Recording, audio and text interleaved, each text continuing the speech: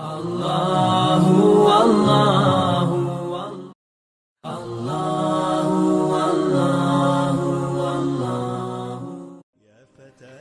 اللہ الرحمن الرحیم۔ رمضان المبارک میں اعتکاف سے متعلق حدیث قدسی میں اللہ تعالیٰ کا فرمان ہے، میرا بندہ جب میری پسندیدہ اور فرض کردہ کسی چیز کے ساتھ میرا قرب حاصل کرتا ہے، اور جب میرا بندہ نوافل کے ساتھ میرا تقرب حاصل کرتا ہے تو میں اس سے محبت کرنے لگتا ہوں، اور جب میں اس سے محبت کرنے لگتا ہوں تو میں اس کا کان بن جاتا ہوں جس سے وہ سنتا ہے،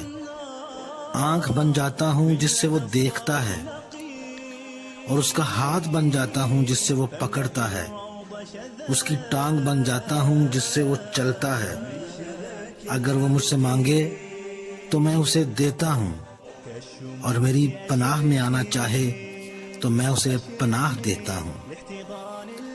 حضرت عائشہ رضی اللہ عنہا سے روایت ہے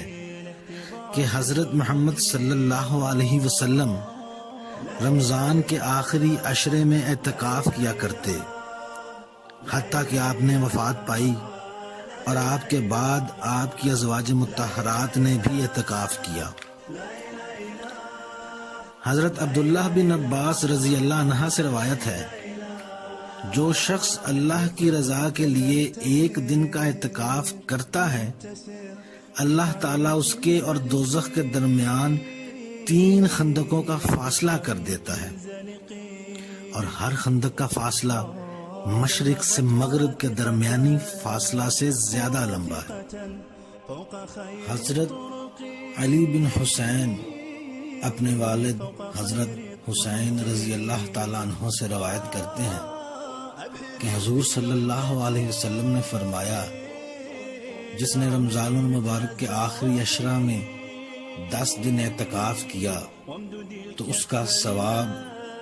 2 حج اور 2 عمروں کے برابر ہے۔